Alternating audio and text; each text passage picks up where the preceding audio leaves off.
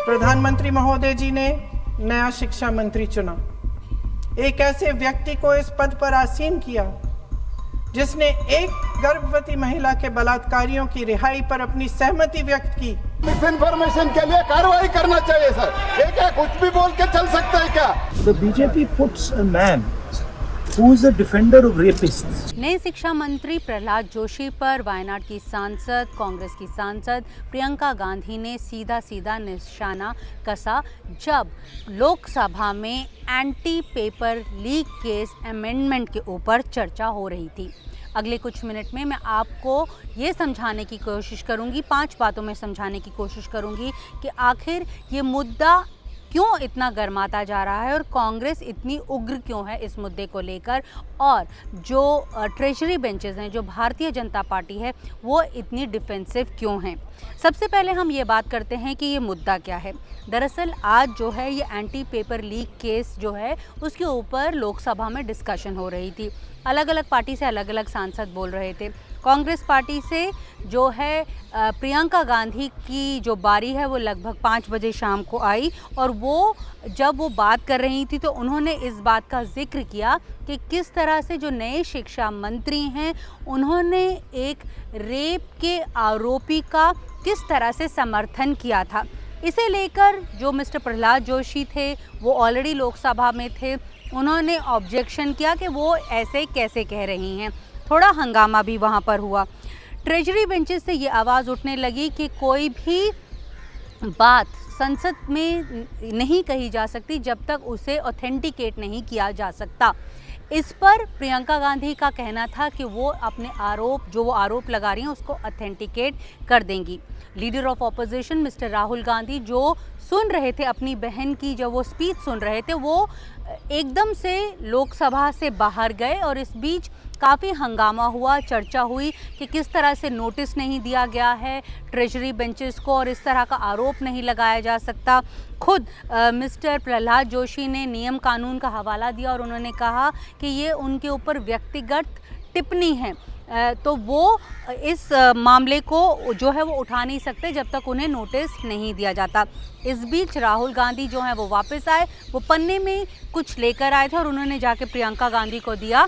तो प्रियंका गांधी बोलना शुरू हुई कि किस तरह से जब बिल्किस बानो के जो रेप के आरोपी थे जब वो रिहा हुए थे तब किस तरह से प्रहलाद जोशी साहब ने ये कहा था कि वो कानून के तहत ही रिहा हुए हैं और इसमें कुछ गड़बड़ नहीं हुई है। तो इस आरोप को लेकर काफ़ी गर्मा गर्मी होने लगी लोकसभा में, तो ये मुद्दा काफ़ी गर्माया। इस बीच इसको जो कहें कि आग को जो शांत करने का काम जो है वो लोकसभा के स्पीकर ओम प्रकाश बिरला ने किया। उन्होंने प्रियंका गांधी को कहा कि वो मुद्दे की बात करें, वो एंटी पेपर लीक केस जो बिल अमेंडमेंट्स के ऊपर जिक्र हो रहा है उसके ऊपर बात करें, ना कि दूसरे मुद्दों के ऊपर बात करें। ये बात जो है प्रियंका गांधी ने मान भी ली और वो दोबारा से जो बिल है उसके बारे में चर्चा करने लगी। लेकिन इससे पहले क्या हुआ? इससे पहले जो कांग्रेस पार्टी है उसने भारतीय जनता पार्टी के जो एमपी हैं निशिकांत दुबे, उनके ऊपर आरोप लगाया। उनका ये कहना था कि अगर ट्रेजरी बेंचेस कह रहे हैं कि अगर सबूत के बिना आप आरोप नहीं लगा सकते, तो निशिकांत दुबे ने जो देश की पूर्व प्रधानमंत्री थी इंदिरा गांधी, उनके ऊपर गंभीर आरोप लगाए थे और वो आरोप जो हैं वो अभी भी रिकॉर्ड्स का हिस्सा हैं लोकसभा में। ये कहना केसी वेणुगोपाल का था क्योंकि वो उठ के इस मामले में सबसे आगे जो है वो बहस कर रहे थे ट्रेजरी बेंचेस के साथ। इसके ऊपर दूसरी तरफ यानी ट्रेजरी बेंचेस से आवाज़ आई निशिकांत दुबे की कि वो आज भी अपने बयानों पर कायम हैं और अगर कांग्रेस पार्टी चाहती है तो वो उन्हें जो है वो सबूत भी लाकर दे देंगे। तो इसके ऊपर भी काफ़ी तू मैं हुई और बहुत हंगामा जो है वो पार्लियामेंट में हुआ। बहरहाल जब स्पीकर साहब ने इन दोनों पार्टीज़ के बीच में मध्यस्थता की तो मामला शांत हुआ और मामला आगे बढ़ गया। प्रियंका गांधी ने अपनी स्पीच ख़त्म की, लेकिन जब मकर द्वार के बाहर leader of opposition Rahul Gandhi यहाँ पर पहुँचे तो उन्होंने दोबारा से ये संगीन आरोप जो है वो देश के शिक्षा मंत्री के ऊपर लगाया और साथ में प्रधानमंत्री से ये सवाल भी पूछा कि उन्होंने किस तरह के शख्स को देश का नया जो है शिक्षा मंत्री घोषित किया है। जल्दी से सुन लेते हैं कि राहुल गांधी ने भी इस मुद्दे के ऊपर क्या कहा।